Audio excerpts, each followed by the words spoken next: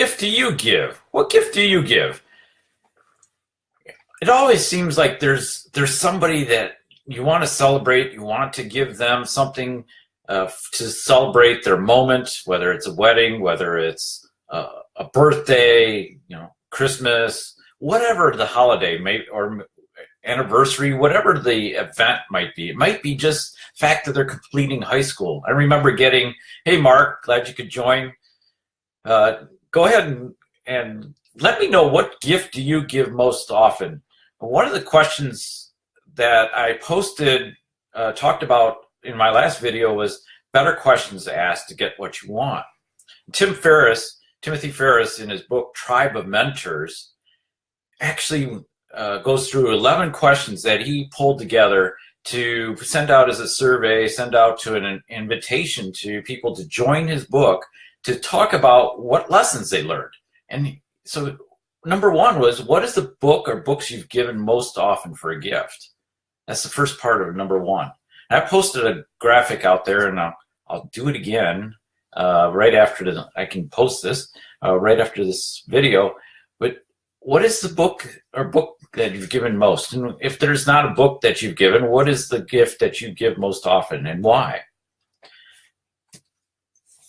So what is it? What is it, Mark? What gift do you give most often? I came across early on, this was in 2012, the end of 2012, John Maxwell put out his 15 Invaluable Laws of Growth book.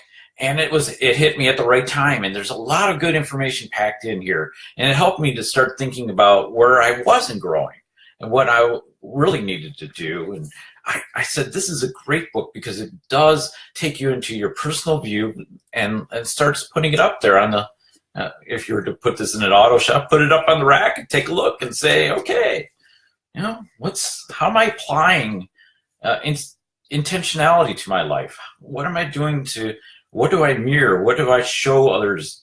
And so much more. And I said, this is a great book for anybody. So this is one of the books that I gave out most early on. And some lucky people out there got an autographed copy of this book from John Maxwell.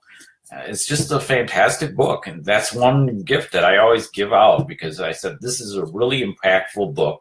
This will help you go further. And if you need help, I'm there to help you go that further, to explore and ask the right questions. So then I think, well, there's not just one book that I often give, but there was another one. It was Heart of Leadership by Mark Miller. And Mark's got this great book, The Heart, talking to the most important core. If you're a true leader, then you've got heart, and you're going to take the time to look into it. And I'm going back into this, and it's like, these are the books that I want to read over and over again, because even though I've read it once, they're too impactful to just let them sit on the shelf. And I wish I had my bookshelf here, because we moved and that bookshelf didn't come with us yet. It's still stuck up in storage, and waiting for that house that we're going to move into, or that place we're going to move into, that we can really set up our stuff. And this is one that goes on the shelf. This is the one that I read, look at periodically as well. But another one that's touched me, and I really like sharing this one out for people, is The Boundaries for Leaders. And it doesn't have to, everyone's a leader.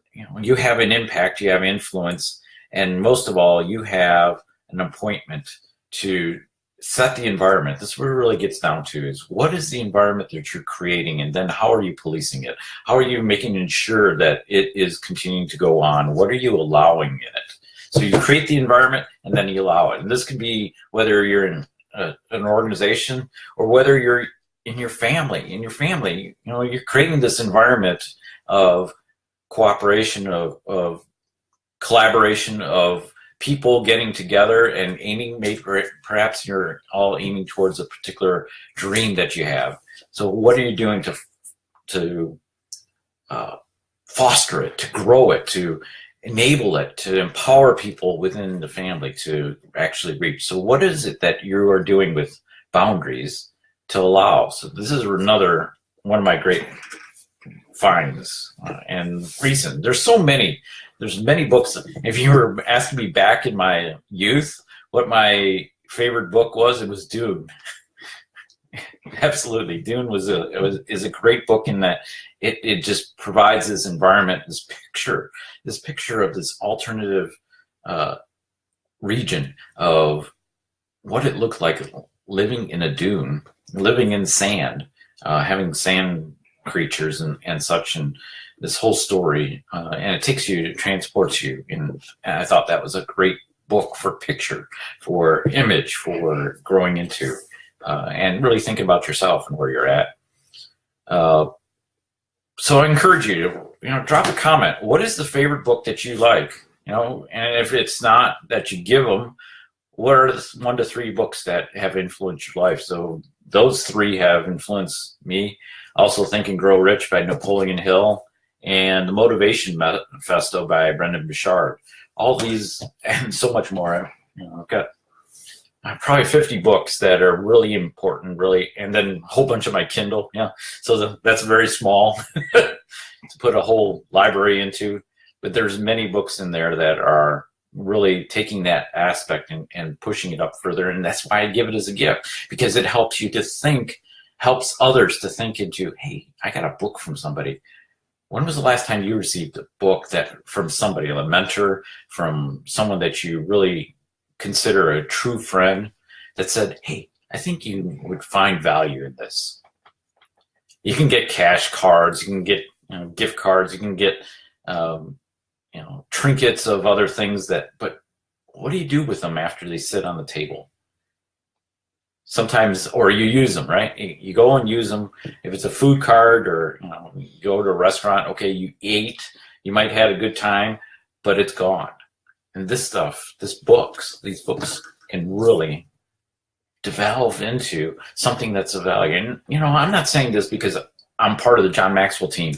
I found this book as much as exploring Failing Forward from John Maxwell long before I became part of the John Maxwell team and mentored by John directly.